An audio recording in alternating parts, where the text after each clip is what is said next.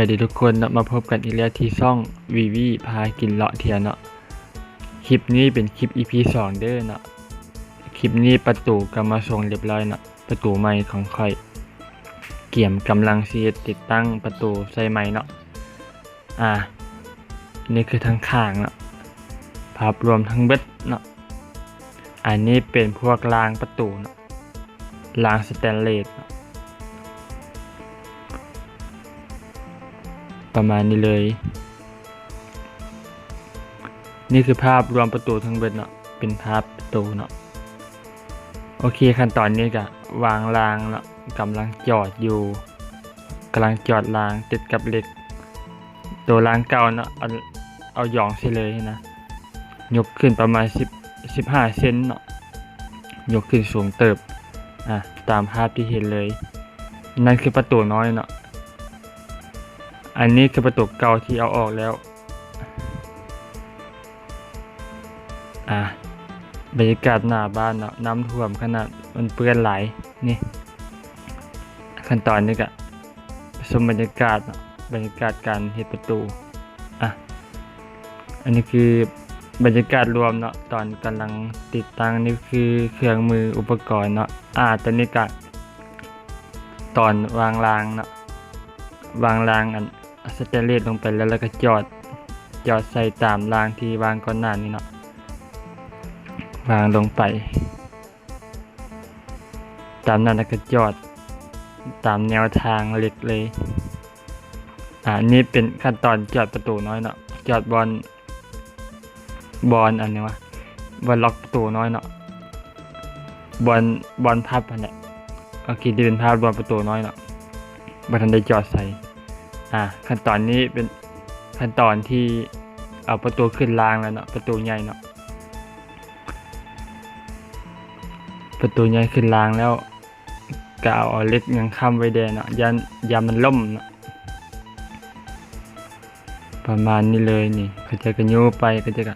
เอาเหล็กตันไว้เนาะเอาเหล็กค้ำไว้ขั้นตอนนี้สำคัญที่สุดเนาะต้องตะคองอย่างมันไว้เพื่อความปลอดภัยเนาะเพราะว่ามันหนักเกินได้ความหนักประมาณ1 ต้นเนาะเขาจะว่าเนาะประตูตัวนี้นะเขาจะว่าหนัก1 ต้นเลยได้โอเคนี่บรรยากาศเนาะนี่เป็นประตูน้อยเนาะบัทันได้จอดนะเสียเดียวบัทันได้จอดอันพับเลยเนาะนี่คือภาพรวมประตูเนาะตอนสำเร็จขั้นตอนนี้ก็เป็นขั้นตอนใส่ไดรีโมทเนาะขั้นตอนนี้สำคัญที่สุดเนาะให้อุปกรณ์เนาะนี่คือกล่องไดรีโมทเนาะประมาณนี้เลยมีเฟืองนี่เป็นกล่องไดรีโมทเนาะให้เบิ่งใกล้ๆเลยก็จะเป็นประมาณนี้เลยเนาะโอเคนี่เป็นตอนกำลังจอดเฟืองใช่เนาะโอเคประมาณนี้เลยนี่เนาะเอาเฟืองจอดเฟืองใส่วิธีใส่กำลังวัดแทกเฟืองว่าพอดีกับโตตื่นบอลนันบอแทบพอดีแล้วก็จอดเข้าตามทันเลยเนาะประมาณนั้นเลยขั้นตอนนี้สำคัญเนาะต้องเดวัดแทกอย่างดีเนาะให้มันตรงได้ละอันนี้คืออุปกรณ์เนาะที่ติดตั้งประตูรีโมทนั่นเองโอเคขั้นตอนนี้เป็นขั้นตอนที่กำลังเช็คสภาพใดเนาะว่าเฟืองมันแล่นตามทันได้บ่นะถ้ามันแล่นได้แล้วก็ยับไปเรื่อยๆเลยก็เช็คเบิ่งระดับเฟืองเนาะแล้วก็เอาเฟืองมาจอดต่อกันจนสุดประตูนั่นแหละนี่กำลังจอดเนาะจอดเฟืองใส่ตามมันเหล็กทั้งกล้องมันประตูเนาะตามให้มันแล่นได้ตามมันตัวใดเลยเนาะกับประมาณนี้ โอเค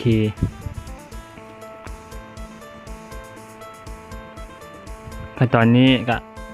กำลังจอดเฟืองใช่เนาะจอดเฟืองประตูน้อยเว้นจอดเฟืองก็เป็นเดลิโมดเนาะกำลังหาคูน็อตอยู่ตอนนี้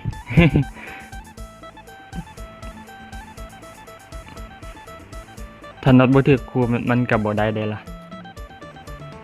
ไปเอาตัวใหม่มาเนาะ โอ้ยเนาะโอเคเนาะตอนแล้วก็จะประมาณนี้เนาะแต่ยังบ่สมบูรณ์ได้ล่ะแต่จอดเฟืองครบแล้วเนาะจอดเฟืองซื้อครบหมดแล้ว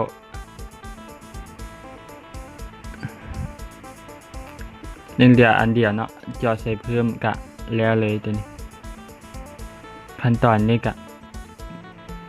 ต้องใช้ความพยายามเนาะเพื่อกันความผิดพลาดตอนนี้กะไปเอาอันใหม่มาอีกเนาะให้ไปจับเอาเฟืองมาอีก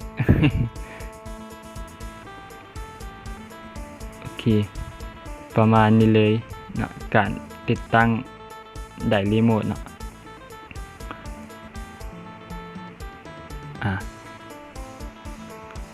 กำลังไปหาอันใหม่มานี่ว่าจับมาละ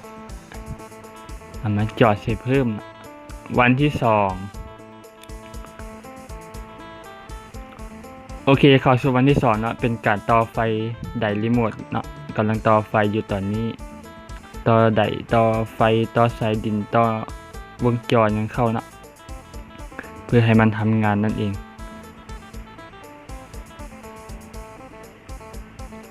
โอเคประมาณนี้เลยต่อไฟต้องใช้ความระมัดระวังสูงเนาะการต่อไฟเนาะแล้วกับประมาณนั้นเนาะพ่นสีเป็นสีดำแล้วนะเสาตัวนั้นเนาะโอเคนี่เป็นสำเร็จแล้วเด้อนี่สำเร็จแล้วเด้อเนาะเป็นการทดลองกดรีโมทเนาะมันเนาะขั้นตอนนี้กดรีโมทเนาะ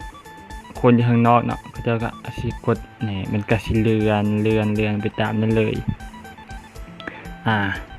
เรียบร้อยเนาะบัดนี้สำเร็จแล้วแต่มันยังบ่สมบูรณ์ยังสิแก้ไขบางอย่างอยู่เนาะโอเคถ้ามันจำปุ๊บแล้วก็กดกลับเนาะปึ๊บเรียบร้อยบ่กดกลับมาบัดนี้โอเคกดกลับกดอัดนั่นแหละเนาะแล้วก็ถ้ามันเลื่อนไปตามนั้นเนาะนี่มีกล่องปูนอยู่นะกำลังสิเทพื้นบนรางมันเนาะถ้าบ่เทนี่รถออกบ่ได้แน่นอนเพราะว่ามันสูงเกินเนาะถ้าไปเหยียบรางเลยรางมันอาจจะเบี้ยวได้เนาะถ้าบ่เทปูนเฮ็ดเป็นทางสโลปขึ้นลงเนาะประมาณนี้เลยเรียบร้อยอีกรอบนึงว่าซั่นเด้ลองไดรีโมทเนาะว่ามันใช้ได้ประสิทธิภาพส่ำใดขั้นตอนนี้ก็กดกลับไปกลับมา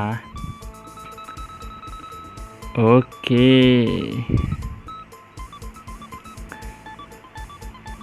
ขั้นตอนนี้สำเร็จแล้วเนาะโอเคเพื่อนมาคลิปนี้ก็ฝากกดไลค์กดติดตามเนาะโอเคนี่สำเร็จแล้วเด้อทุกคนสำหรับคลิปนี้บ๊ายบาย